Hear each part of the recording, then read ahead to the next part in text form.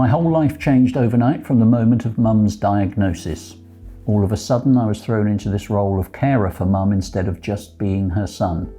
As Mum's cancer progressed, it became harder and harder on me. For about 3 months I didn't sleep or had extremely disturbed sleep. I didn't think of myself as a carer at all, just a son doing what any son would do.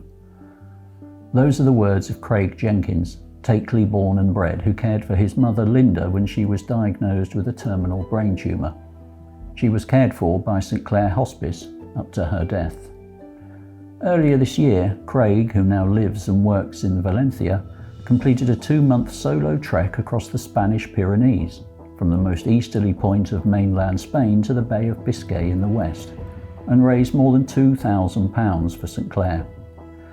He tackled the brutal 515-mile route known as GR11. With extra miles clocked up walking to and from the trail each day, he totaled 705 miles in just under 2 months.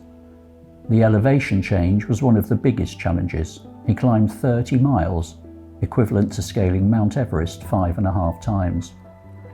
During the trek, Craig faced scorching 40-degree temperatures as Spain was gripped by a heat wave, which ultimately forced closure of the route to prevent bushfires.